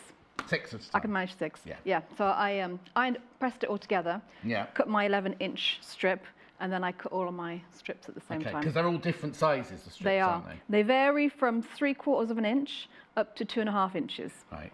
And depending on which way you start, depending on which way if you've got a directional print, which way your direction will go. So for this one, I actually started with the 2.5-inch strip at the bottom. You've done that one and that one. Different. Oh, no, you haven't. No, you haven't. Or have you? Hang on. Oh, no, I did. No, you have. That's the one that's different. Yes. It's hidden. Right. So how do you work out the direction? So you narrower. Yeah. No, you have to work out which direction the wave is going in. Yes, and which way you want it on your block. The way you want the waves to go on that wave, as it were. Yeah. So if you start with the narrower one first, you will end up with that. Is that right? Yes. The orange one wave at the top. Yeah. Yeah. Most of the fabrics, it doesn't matter, does it? It's just like the seashell one and the things like that. The little one with the little pink seahorses on doesn't matter. Yeah, no. That's really the only one, and this one's a bit directional because you've got a gradient of colours.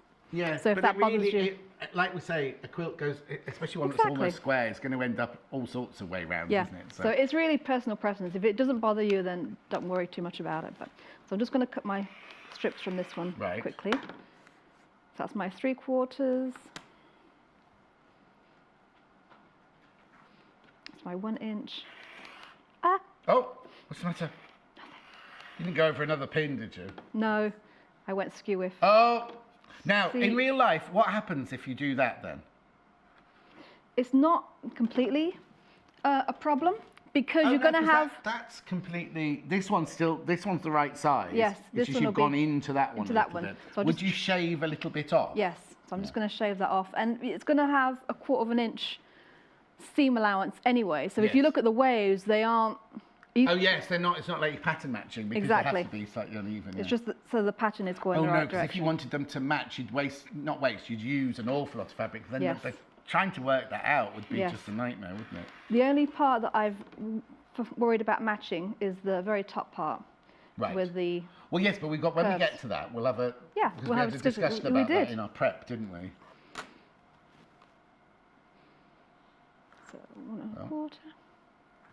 So literally in the book it tells you the first one's 3/4 inch, the next one is 1 inch, and the next one is 1 1/4 inch. Yeah, each one. Don't take my measurements. That's just me making it up. But it tells you cut one strip of 3. Well, I'll look it up. It is. They're 1/4 of an inch different each time. Oh, and that's it. So it's okay. Yeah. So you cut a 2.5 by 11 inch. Hang on. Cut each one 2.5 by 11. Oh, we start on the big one here. So.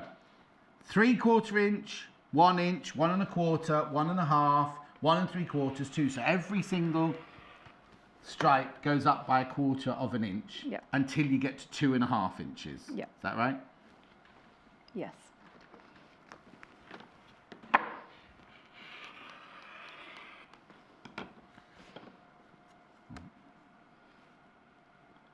Is that our grocery cutter? Is that you not pressing hard enough? Not pressing hard enough.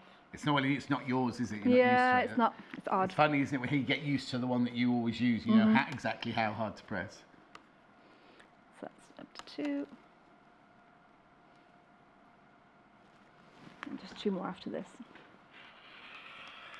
Now, if you're at home, would you cut with it going this way and cut sideways, or would you lie it on its side so you could just cut away from you? I would cut it sideways. Yeah. Yeah.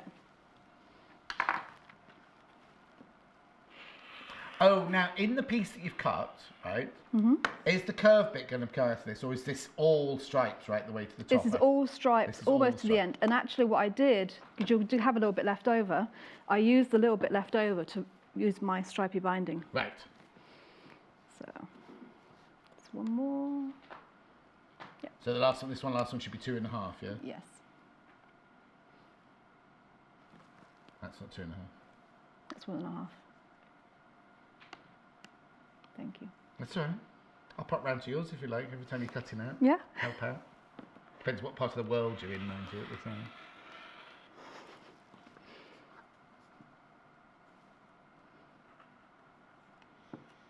There we go. Right. Okay. So this is, I'll put aside for binding. Okay. Then this is the bit where it gets a little, well, I say complicated, but you do have to have a method. Right. And whichever way works best for you. So, right. Well, tell us yours, and then we Yes. can sort of work out if we do it a different way. So when I worked in the lab, there's a lot of repetitive steps. Right. And you have to do things in a certain order. If you're a bit confused, you haven't seen Em before, yeah. she's a scientist. So Yeah. she works in the laboratory. She is a botanist and a plant breeding expert. No, that's not right, is it? Genetics. Plant breeding and genetics, yeah. Plant breeding. So. Yeah. Is it true when you cut a flower, it screams? Oh. It depends on your philosophy. Okay, because I Yes. said it the other day and everyone shot me down. Actually, there was a really, this is diverting a little bit, there's a really interesting talk on Radio 4 about how if you really want to be very ethical, you should only eat fruits and vegetables that don't get completely harvested. So fruits, so anything that has seeds in it is a fruit. Right. Whereas if you were to eat a lettuce, the whole lettuce gets harvested and killed. Oh, so that would don't be... say that, I'm a vegetarian. So I'm killing my lettuce every time. Yeah. But if you eat an apple... Apple, it's fine because a tree still stays behind. Oh. Carrots would be bad. Potatoes would be bad. Anyway, that let's was a move whole on. other... Let me just shut that. Thank you. Keeping me in good. Right, So you lay your strips out in the opposite. So I've cut all my white ones out the same way. So you'll... They're the same measurement, so it They goes are. half, 3/4, or whatever, 3/4, whatever Yeah, we start all the way on. up. 3/4, 1, 1/4, 1.5. But this time... you lay them out opposite. So they go in between like this. And this is the bit where, especially in the middle, where they start to look They're all similar. going to be the same, yeah. Yeah. Well, not, but... Yeah, it can be tricky to decide which way. And So when you cut all your white ones out, Mm-hmm. you didn't have fat quarters, you got meters. So did you cut I cut a 11-inch strip width of width fabric. of fabric Yes, and did it that way? did it that way. Oh, Oh, and then see, I've actually, have you got one too many? it's Oh. in the book. Oh, It's the you other see? thing. Yeah, you have to lay them out correctly. So the extra white goes at the very end here, and then you'll end up with a colour So that on the one end. goes in, right, Yeah. okay. What's the questions you want to ask upstairs? Yeah. We haven't got to that bit yet, Tim. Tim's saying, oh, you've missed out the semicircle. Yeah, that's the next bit. Yeah, I was going to say, that's Tim, he knows nothing about Okay, science, so don't okay. worry.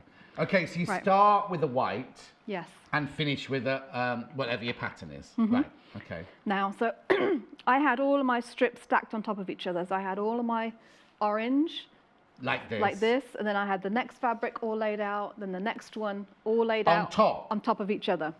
So that all my patterned ones were all stacked one on top of the other. Before you put the white in the place. Yes. Right. Yeah. So you had, imagine, so if you got another one cut out, you'd have the other 2.5-inch one on top of that one. Yeah. In all the different, Yes.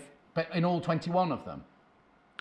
Yes, I did do them all 21. Yeah. So you got 21 2.5-inch, 21 2.25 in the right order. Yeah. Then you cut all of you, because the white ones are the white ones are the white ones. White ones are white ones are white ones. Did you play them in between like that, or did you wait Yes. until? No, I laid them in between. So I had Okay. it all laid out like this, With exactly the same as that on top with, say, the green stripes or something on top of that. Yeah. Oh, I wouldn't do that. Okay. Like I said, everybody's got their own way. This is how I managed to keep it in track. And then I laid it on top, actually I put it on top of my cutting mat so that if I had to leave and come back, I could just leave it on top of the cutting mat. Because, you know, if you're doing it on your dining room table and you've got to move it all the time. Yeah, which is, Yeah. So, and then the other way that I did is I started sewing, and I always keep this white strip on top. So I move them one at a time. So I would sew this one first. Right. So on all of them, you put your white strip at the top like that? Yes. And it's only, again, to keep it methodical. If I do it the same way every time, then it's easier. Ooh, keep track of things. There we go. And I've got my 1/4" foot on. Oh, not happy. It's not happy. Hang on, I've got it now. I can't do more than one job at a time. Not very good at multitasking. Do you want me to have a look? You all right? Oh, it's come unthreaded. That's the problem. It was working fine earlier. It was working fine earlier. I'm just having a bad day. We're having one of those days. My lamp wouldn't work. Now remember, actually, I'm going to open. I'll come back. I'll let you do that, and I'll come back in a second. Okay. Right. So in the fat quarter bundle, I'll do it over here. Yeah, I'll do it over here. So you only need 21 of these. So I think, let's have a look.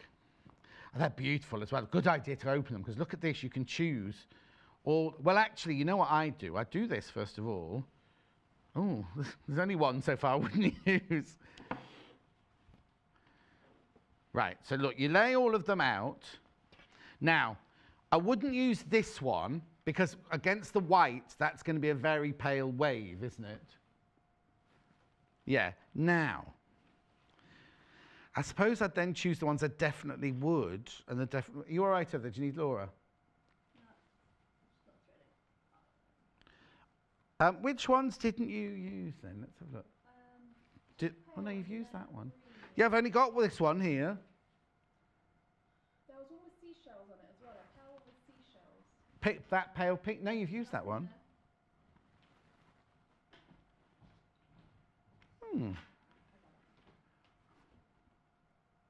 Yeah, there's one glitter. I've seen one glitter litter in there, I'm sure. Yeah, let's have a look at the thing. There's a glitter litter, I think, at the bottom. Hang on, let me just have a look. So there's green glitter litter and there's turquoise glitter litter. Yeah, so that's those two are definitely there. Maybe didn't use up these directional. You got orange waves. Are you all right now? Oh, I can come back now, yeah.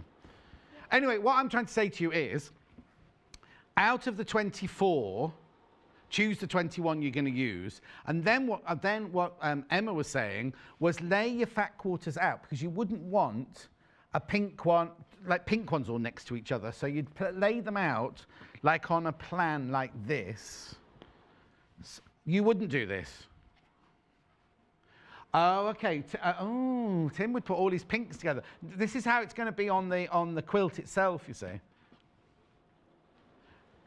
So what little Paul would do is he'd put out white like this. I'll be back in a minute, Emma.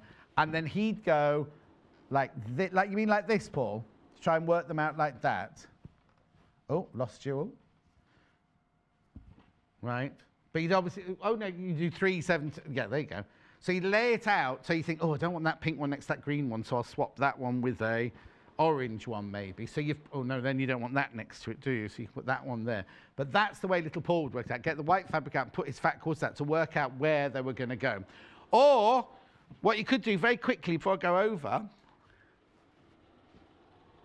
Now, this is K-Facets. I've got it here. Paul's not seen this before. Brandon brought it with him on last Monday. I asked for this especially, right? It's meant to be in a show next week, actually. But this is how it arrives. It's 1.5 meters of flannel, right? 1.5 meters of flannel. It's so hot in. Are you all right heat-wise? Yeah. Okay. It's gone very hot, isn't it?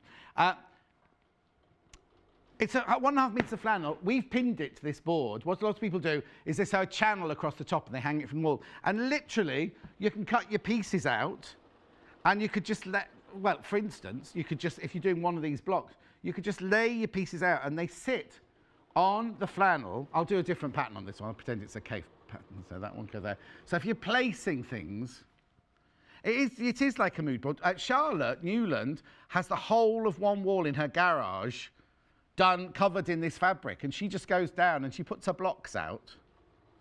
It's just flannel, and it's just the cotton is just sitting to the fabric. It was like what we were saying earlier about, or was that yesterday? About how certain fabrics just attract it. So look, so what you do is you look at it like that. Right now, close to here, I'm like, oh, I can't decide. Step back or have a look at it like that. You can think, oh no, that red one definitely doesn't work there. So you just go in, you swap. So you can do all your placing. There you go. See, so close to, when you're that close, sometimes, especially if you've got 21 blocks, you can't see what it's going to look like, can you? Whereas if you then go from a distance, look, you can think, oh, that one's too heavy. That one's a bit too heavy for that. Do you know what? It's fantastic. It's $26.99. 1.5 meters of the flannel. Right, let's go back. And I'll need Laura just to tidy that one up, please. Right. There we go.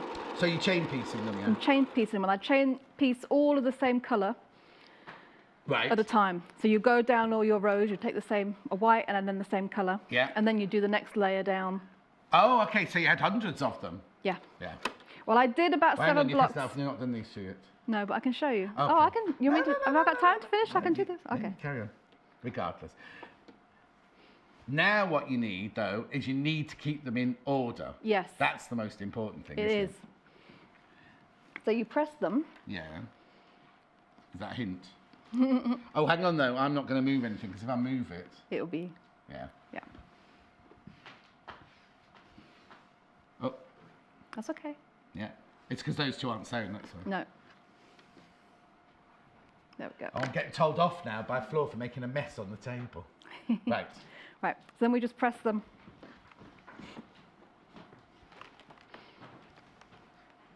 Do I need to move the book?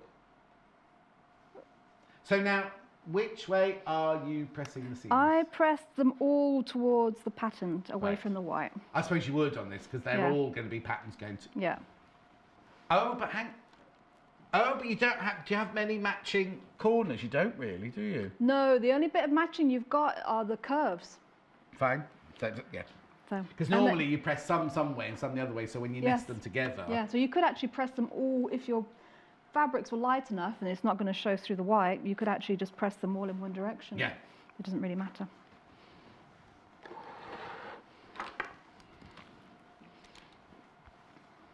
Do you want me to sew? Oh, no, I'm not going to sew.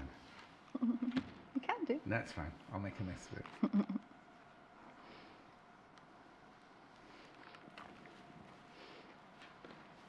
This is where it helps to keep everything in order. You see, I would have to not chain piece them. Okay. Because I'd have to do each one and put it back. Oh. So, like, if you got this far, I'd then have to do this one, press it and put it there, and then do that one, press it and put it there. So I'd be taking an awful lot longer than you making this quilt, wouldn't I? But that's okay, if that method works best for how you're... I'm saying that. Yeah. The thing is, after one, I might think, oh, I'm bored with this now. I'll do Yeah. it. I was saying earlier, my attention thresholds, whatever it's called, is not very good. Span. I got distracted again. There's something moved, and I got distracted again. Well, my motto is, there's no right or wrong way, only the way that works best for you. When you're doing, that's quite true. When you're doing quilting, do you hide your phone? Do you put your phone downstairs or something? No. Because if I'm in the middle of something, my phone dings. No matter what I'm doing, I'm like, oh, she's got. It's like a sort of an addiction that we've all got now. Yeah, And they say, don't they? How long is it before you have to go and look at your phone? How long can you leave it since the ding? Yeah. Before. And I can't leave it. So if I was in the middle of that and my phone dinged, I'd be like... You'd have to... Oh, I'll go in a minute, And like, oh, no, I'm going to go and have a look now. That would be it. See, but that's what happens in the lab as well. People come in and talk to you, and then you're halfway through doing something, and then you have to be able to see where you are just by looking at the arrangement of things. So... Right. Here is where, especially in the middle, it can be a bit tricky. Yes. So you'll have done these as well. We're just not going to do those at the time, but that's okay. Yeah. So I'll just do the same thing. So lay, yes. This time I lay the pattern on top of the white. Yeah, you have to, I suppose. Yeah. Oh yes, because then there'll be two. There's two more here. Yeah. I'll get rid of those because we're not going to use those, are we? No. And then my method is I always stack them up so that my seam or the bit that's going to be sewn together is on the right-hand side. So really, oh, crikey. Yeah, so whenever I pick it up, I know that's the side you're going to sew. Yeah, yeah. Well, it's sensible because you'll concentrate when you're lying them down, but if they were over here and you might just reach over. Yeah. And the amount of times you go from here to there, yeah. and you kind of turned it round or turned, you know, unconsciously done yeah, that. Yeah, yeah.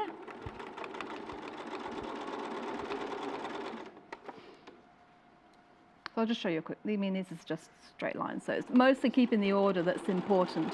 And especially, like I said, in the middle, because your strips are so close, aren't they? They are. Yeah. It's easy to just get one turned around. And the trouble is, you think, oh, it won't matter, but actually it'll throw the whole quilt, won't it? Yeah. And I actually had to undo one of these? Yeah. Because you weren't concentrating. I wasn't concentrating. So my end pieces were sewn correctly, but then my bits in the middle were flipped so that... And at what point did you notice? Because you won't notice when it's flat on the table, would you? No, I noticed after I pieced it. So I just unpicked it and did it again. It was one of the blue ones. So what happens is your pattern stripe and your white stripe get flipped. So instead of having your white stripes going decreasing order, they get flipped around, so then you've got a wider one and then a smaller one afterwards, if that makes sense. I'll show you. Yeah, yeah. Anna Maria Horner designed a fabric that looks like this. I think she called it Night and Day, and it was like waves like this. And with different colour, it was all, so the whole fabric would be like, because it was a fabric, would be like green, but it had like green and gold and purple all going in waves like that, nice. alternating like that. Yeah.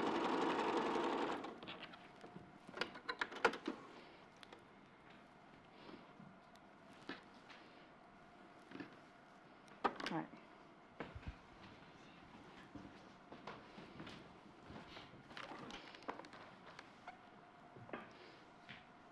So now you have, how many sections are in each one then? 1, 2, 3, 4, 5, 7, 6, I think. 13, 14, 15, 16. So it's 8. So you'll have 4 pairs, won't you, that you then sewn together into 2. Yep. And then you do 2 halves and So once you've got the first set of strips done, see? That's why you don't want to hear when you work room talking to you. Yeah, so because we've not done a whole one, you'll have 4 sets of 2, which you'll now sew the 2 top ones together and the 2 bottom ones together, and then sew. Yep. So this part, once you've got that first set of strips, it goes much quicker. Yeah. No. Again. Oh, yeah, see? Right.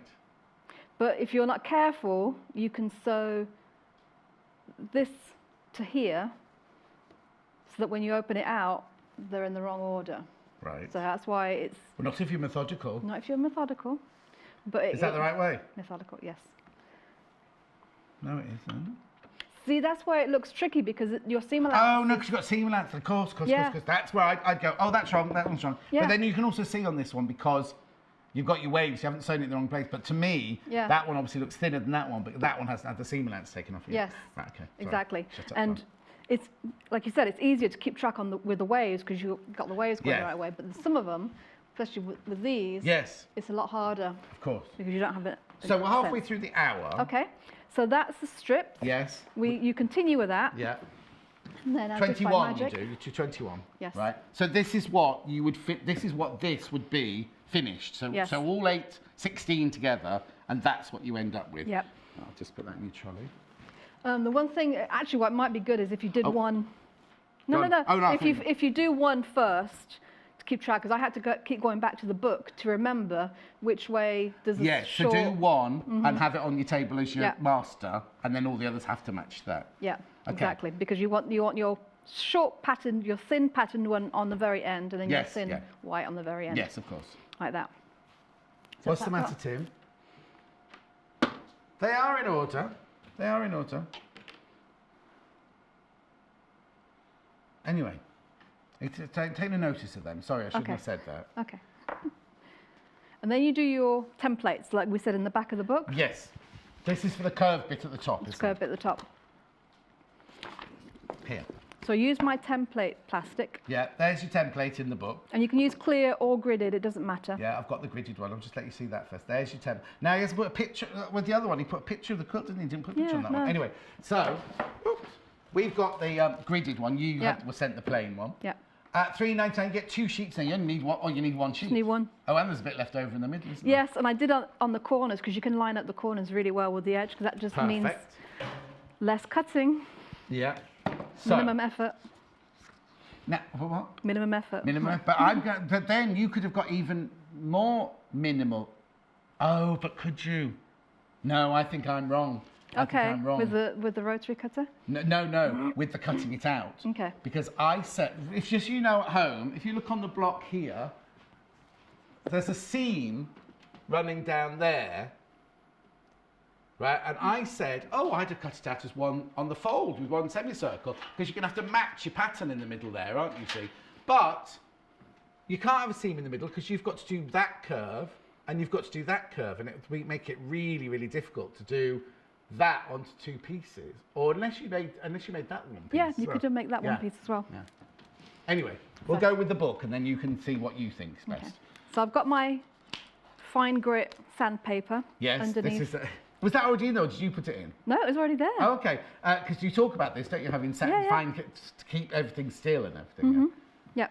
So the fine grit is just to keep it in place, and it also helps to get the lead off the pencil. Right. So this is just a mechanical pencil. We've got the pink ones on the website. It doesn't matter what you mark it with, because these templates include the seam allowance. Oh, okay. Oh, so you're not going to see it anyway. You're not going to see it at all.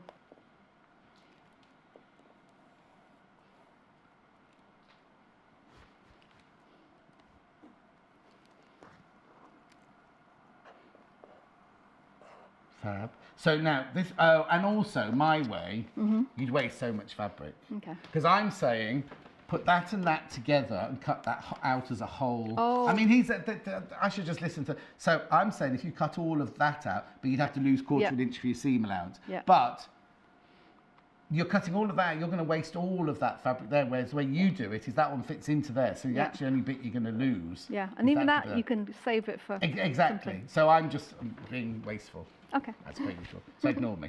But they include seam allowance, don't they? So they do. You can just cut them out as they are. Yeah. So then you just literally cut them out. With scissors. With scissors. Yes. And not a rotary cutter. You could do a rotary cutter. Depends how even. Yep. I'm not telling you saying you have to. I'm just saying. Okay. But you didn't use those little scissors, did you? No, I did. I used the big ones that I've got because it's much quicker. Yeah. And easier. Right. But yeah. If that way inclined, and you're happy to do that, you could easily just. Mind your fingers. The only trouble it might be is around the curve. Yes, don't do it. Use your scissors. Do you want to do the big scissors? No, actually, I've got some cut out already. Oh, okay, that's fine. So we can just cheat. So literally, you cut 2 of those out, and you cut 2 of the curves. Inner circle out. Yes. Now with the circle, because it includes a seam allowance. Yes. You can actually mark it on the right side of the fabric, which is what I've done right here. Right. Which on the so this is the extra that you get from the fat quarter. Yeah. Mm-hmm. So I was able to pattern match by doing exactly that. So I marked my first one out. Yes. And then. Did you mark on this where your waves were then? How did you make sure you got it in the right place? I used, so where my template was, I looked to see where my template was on the edges. Okay. And then I flipped it over, and I looked where else in the pattern, because you can't get two. Can't exactly get 2, and you have to have the seam allowance anyway. You've got to allow seam allowance. Yes, exactly. So then I put it somewhere else, like here. Yeah. I think that would work, and then moved it over. Yeah, because you need to flip it over to get the other side, don't you? So it's.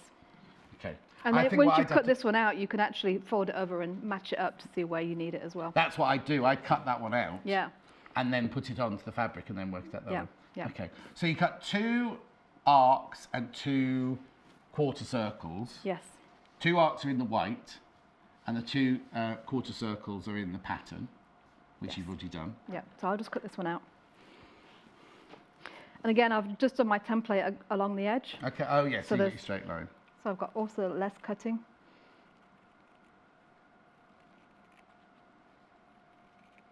Yeah, I think I'd have to do a scissor as well. Yeah. I've got 28mm rotary cutters coming up in the next hour. Let's go. Okay. So you can see you get quite a bit bit extra. Right. So with the book. So now you have to do like a drunkard. It's not a drunkard's pathway, is it? Because it's even, but he has to do that kind of equivalent. Yeah. Then, yeah. But I mean, this is your drunkard's pathway. So you've got opposing. Right now, just so you know, you've got opposing circles. So when you lay it flat like this, don't worry that your inner one is bigger than your outer one. That's all. Yeah. That's right, isn't it? Yes, it is right. Except my patterns are the same, so you'd have to. Yeah. Be careful. Make sure you flipped it over. Yeah. So to do the curves, I think I was telling you before, when I first started quilting, the lady who taught me put me off curves. What did she say there? What did she do? She just said they were difficult. She said what? They were difficult. Okay. So I didn't do any curved seams for 20 years. So she had a fear of them. Yes. And she passed that fear on to you, really. Yes. It wasn't that she made your life so miserable when you tried to do it that No, you didn't want to do it. she just said avoid them. Okay. So I did for 20 years. Also, you don't think of many curves in quilts, really. You always think of curves as quilts as being straight lines or triangles, or you don't think of curvy. Okay, so you've marked the centre of the arc and the centre of the quarter circle. Yes. So I just pin that together. Actually, I'll do it this way. So the seams. Okay. And do you always do it with the arc on the top? Which way will you sew that? I will sew it that way, yes, with the arc on the top. Okay. So you pin the centre bit. And you don't have to, but I find it's easier to watch and move it if the arc is on the top. Okay. So I'm just lining up my corners. Yeah. Pinning that.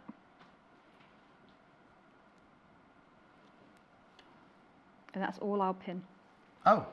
You can pin this one down at the bottom if you want as well. Yeah. When Lucy does these, she doesn't pin. She pins the middle one and then she sets off. Now, Sally Stevens and Sally Ann Harrison use a glue pen to do this bit. That would be a lot easier as well. I was just thinking minimal effort, maximum, whatever. Yeah. Maximum enjoyment. So it's a 1/4 inch again, so you've got your 1/4 inch foot on. Yeah, I'm taking my pin out now. Now, how do you guide it round? You just do it so I'm going to put it on slow. Yeah, very slow or just... Very slow. Okay. To start off with, until you get the hang of it. Yeah. Keep your needle down position, right. so you can lift your foot up right. and readjust if you need. If you've got that, if you don't have that facility on your sewing machine, then just turn the flywheel so that your needle's down before you lift the foot up, and you just carefully. That might be a little bit too slow. Oh, no quilting foot at the moment then, just a normal 1/4 inch foot. Just a normal 1/4 inch foot.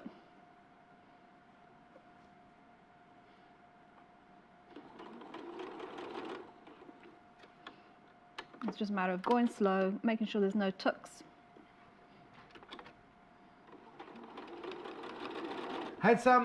Could Laura bring in a glue pen for me, please?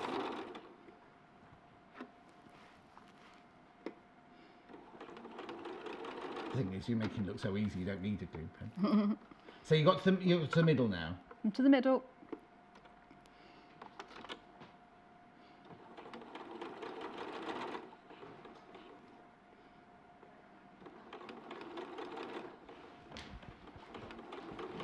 Thank you.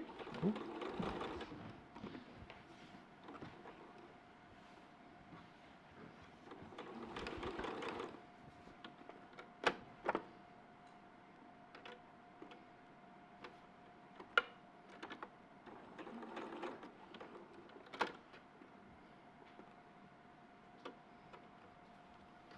So quiet.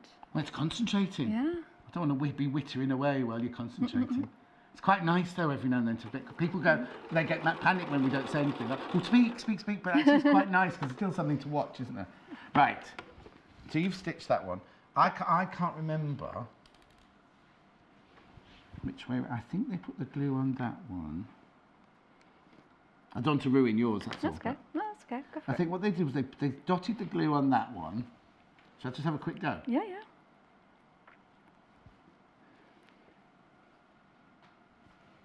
Oh, no, I'll tell you what I've done wrong. I didn't do the centre. Oh, you didn't do the centre. Oh, well. And then they literally stuck that bit there, because that bit obviously has to be on the straight there. That bit there, and I'm going to guess the middle bit there. And then they literally just finger it into place, like that. Oh, I wonder if Sally Stevens watching. Sally, am I doing it right? But, so, and then you literally, it's all glued in place, so you can just then run it around that would the be machine. nice. So if you are a beginner and you are a little bit daunted by curves. Sorry, I've now put glue on the one that you're going to stitch. But, That's okay.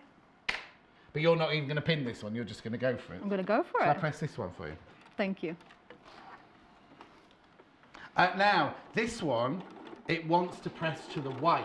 Do I press that to the white or in because the fabric automatically wants to go that way? Yeah. Did you still press this to the dark? I actually pressed it to the white, but you could do one side either way, so that the top part nests. So it's a little bit easier well, to. I'll do this one going out because it's easier. Yeah, and we can do the other one the other way. It'll go either way.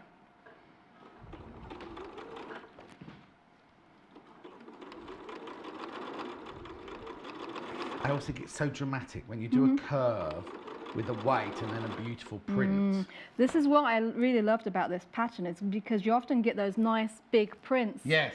And it's difficult to really show them off in some quilt patterns. Well, I was going to say, because if it was just this, if it was just the stripes, you wouldn't get to see the fact that this fabric had a great big seahorse on it, because you've chopped it up all along. So it's a really lovely pattern, but you've chopped it. Whereas this is, because the thing with Tula, when she does her quilts, there's always a bit, isn't there, where she has the animal, the whole animal, or the face of the animal in one bit of her quilt that she's designed. So this is perfect, really, for fabric, because you can then fussy cut this half circle for the one that has got, you know, one of those, like this one, for example, with the seahorse in it.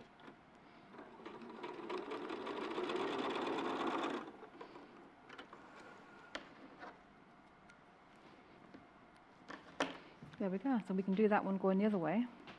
You see, it just felt. I always think that fabric tells you which way it wants to go, and that automatically, to me, it wants to go towards the white. But you want this one to. No.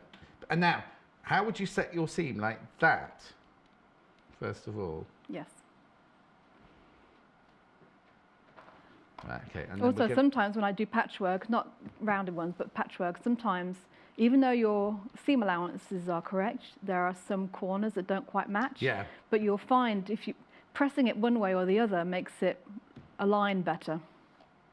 So I usually just do whichever way it looks best. Yeah. It's going. Yeah, good. Have faith, John. Oh no. There we go.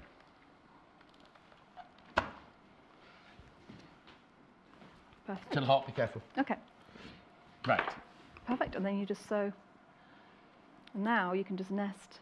Oh yes, because you've got one going up and one going down. Yeah. Of course, in the real world, you'd have your fabric going in the same direction. Or not. Well, I did on the quilt, and actually, I did pin this part, because it's really the only part of the quilt that needs to be matched. Oh, is it? So and it's really important, because it's the focal point of all of the blocks, isn't it? Mm-hmm.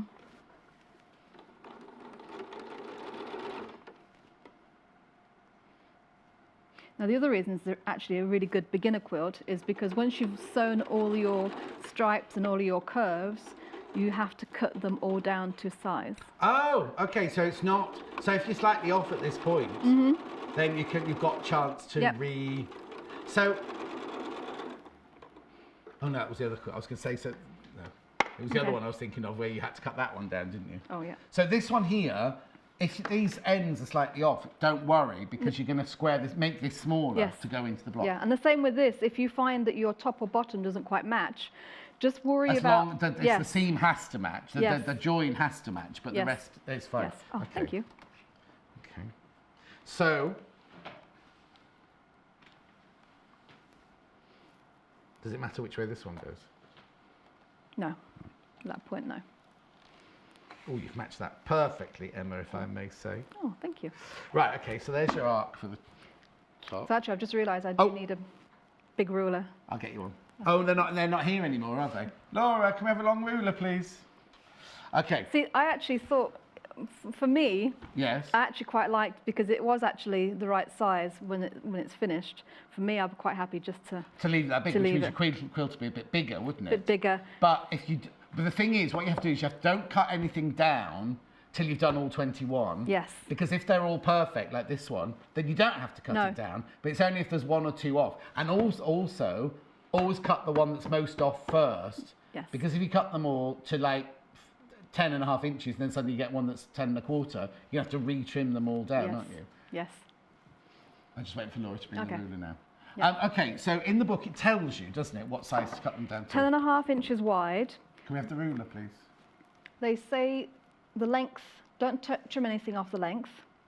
So they're assuming that your length... Oh yes, because that bit has to be the same, because you're perfect. Here we go. Yes. Oh, thank you, Laura. So you only just, basically you're trimming off the sides where it's just might not matching when you've sewn it together. Yeah.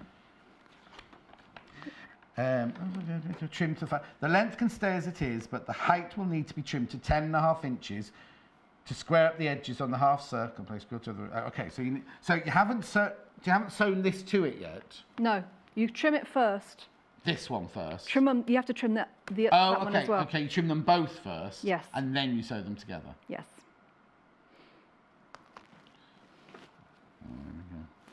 Oh, there we go.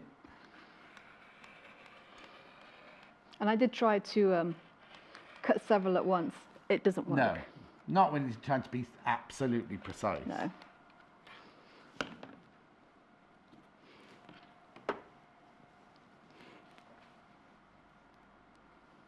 So you're cutting it to what? 10.5? 10.5. So I'm just going to double check. I'm pretty sure that is... How long have we got? Sorry. Oh, 2.5 minutes. All right then. Oh, right. No. okay. Well, actually, this is the bulk of it, isn't it, really? So 1, 2, 3, 4, 5, 6, 7, 8, 9, 10.5. Yeah, that was a lot you were about to chop off then, wasn't it? Yeah. They always say, don't they, measure twice, cut once. Because otherwise you'll end up with Oh, no, actually, if you do cut too much off, you can't attach the top. The top will be completely wrong then. Yes. If you make it any smaller, wouldn't it? So that's trimmed completely to 10.5 inches wide, but then you have to do that to 10.5 inches wide as well, don't yes. you? And 5.5 inches. So when I did my 5.5 inches, I actually cut most of it off the top, which meant that my line and my curve were quite close together. But you have to make sure it's more than 1/4 of an inch, because you don't want your curve of this one going into that one. Yes. So I'd recommend, if you do have it, if it is quite large, take most of your length from the bottom. We're not going to have time to do that. So pretend we've cut that down to 10. So it's 10.5 by 5.5, did you say? Yep. Right. And then what do you do next then? Then it's just about a minute, but I didn't want you to be still cutting. That was all. And we just set that. Okay. We'll just pretend it's trimmed. Yeah. So you make basically you make 21 of those, don't you? And then I suppose what you do is, even if you've already done your fat quarters on white fabric like we did over there, it would be good to then, but you're going to need a big space to lay it out. You're going to have to lay it out on a double bed or on the lounge floor or something like that. HJ, are there 4 meters plus 24 fat quarters? Yes, Jean, there are. 24 fat quarters, 4 meters of fabric, 2 threads, and your book. Yeah. And you do get enough leftovers that you could probably do another project out of the book. Oh yes, like, because there's not just quilts in there. There's like placemats and all sort of little quilts and things like that. So there we go. No, we're fine there. So there we go. So that you press that. That's your finished book. This will have been trimmed off. Yep. Obviously. So you make 21 of those. There's no sash. Oh, isn't that funny? Because normally, now I think I might want to put sash. Would you though? Would you? Would it spoil the flow if you put sashing in? So you literally then sewed 7 together, 7 together, 7 together. Then sewed those 3 strips. Now that's going to be quite not bulky, but they're big bits to be sewn together, aren't they? And then with your binding, you just made a scrappy binding out of all the bits that were left over, and quilted it and did bubbles or circles or swirls. Yep. It's fabulous. Thank you. You're welcome. This is the finished one. I'll just show you the picture of the finished one. When are you back? It's Christmas Eve next one. You got on before that. I got on the 20th. Oh, right, that's not me. And then Christmas Eve and Boxing Day. Yeah. You're staying here for Christmas. Oh, you live local? Do you live locally? Rutland, so it's not far. Well, it's far enough. Right, thank you so much. Thank you. Safe journey home, you see. Oh, you won't see me next time, but I'll see you on Christmas Eve. Oh, yes. What will you wear on Christmas Eve, I wonder? Oh, I got Christmas. Right, lots of these in baskets, It's a whole lot. You get everything. Apart from the backing, obviously you have to buy your backing separately. So you get that gorgeous book, which I'll flick through. How long have I got, Tim? Oh, I've got 2 minutes, so I'll just go through the whole thing. So you get 24 fat quarters, so you won't, sorry, I'm telling Chris. I'm sorry, telling Chris, not you. You get 24 fat quarters, so 3 of those you won't need to use. You get 4 meters of the white fabric. You get the 2 threads, and you get this exquisite book. £129 and 49 pence. There it all is. Now, obviously, you're going to have to get your batting, and you're going to go to the website to find your batting, and your backing. Now, we've got a really gorgeous backing here. 2 meters you need of this one. 2 meters you need of this one. This is, I mean, you can use whatever you want. Don't let me say you don't have to have this for your quilt. It's just that if that's Tula, you might as well have a Tula backing, mightn't you? This is orchid freeform. £12.99 for half a metre. I'm not going to open it all out. It's beautiful, though. So you don't need to. You can do your own backing, obviously, but it's not included in the bundle. That's £12.99. £12.99 for half a metre. So that would be £50, wouldn't it, for your backing?